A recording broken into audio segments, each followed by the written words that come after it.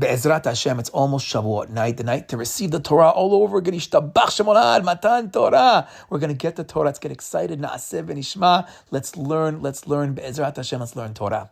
So I want to say over a nice idea I heard from my friend Chamitzi Turner that I think gives us a nice little angle to understand the holiday a little bit more.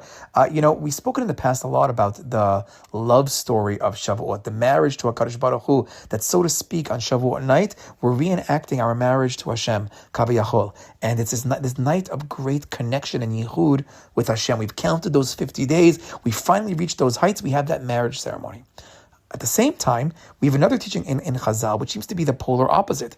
There's the idea, the Pasuk says, it's the Gemara in Avodah Zarah, the Bet Amud Bet, Vaytetzvu b'tachtit har, that the Jewish people stood under the mountain. Why under the mountain? V'amar Rav Dimi bar Hama, melamed shekafa HaKadosh Baruch Hu har kegit al Yisrael. This teaches us that HaKadosh Baruch Hu held the mountain over our heads like a barrel, and says, V'amar lehem im atem mekablim et Torah mutav. If you accept the Torah, awesome. V'im lav, sham tekvuratechem. That's where you're going to be buried. That's where you're going to die. You're not going to make it. So on the simple level, it seems that it was very difficult. It was a hard day. Hashem sort of forced us. It was onus. Hashem forced us to receive the Torah. So where's the whole marriage? Where's that whole idea? Hashem is holding the mountain over our heads. We said the holding the mountain over our heads, according to the other approach, is like the chubah. Again, we have ourselves the doves, the beautiful music, the harps. We have ourselves the violins. We're marrying Hashem. And now we're saying, no. Hashem is holding it over our head. You better accept the Torah. Now we know that based on this, we're going to fast forward to the future, to the times of Purim, Kimu v'Kibelu. We're now going to re-accept the Torah, this time berazon. This time we're going to accept it fully and lovingly. Now, in the past, we spoke about different aspects of the Torah, Torah Shebechtav, Torah Sheba'al Peh, all different parts. What do we accept now, what later? But there's a concept that the future generations, they're going to now move from this level of onus, this level of being forced, to this level of ratzon. So what's going on over here? Is it the great love affair? This is the great idea that we said, Na'aseh v'nishma, we'll do everything you say, Hashem, and then we'll learn it. We'll do it even before we learn it. And then we also want to learn it. The Na'aseh v'nishma, we got these two crowns. That was it, that we really wanted it. So understand that we really wanted it, or Hashem forced us.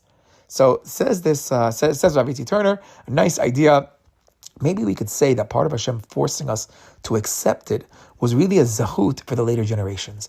Meaning, it could be that really we were excited, not seven Ishma, we were ready for it all. But by Hashem making that forcing right there, so what happens was it gave the opportunity for later generations, for each of us, to have our Kimu v'Kiblu moment. We could now have our Purim experience because that first generation had it forced on them, because Hashem wanted them to be forced, so that way we could then have that Ratzon. So every generation, we said, not seven Ishma back in Matan Torah. And then Hashem says, okay, but I'm going to force you anyways. So that way, every generation gets the zechut. When we learn, we find our chidushim, we say Hashem, we want Na'aseh v'nishma, we're doing a kimu v'kiblu every single generation.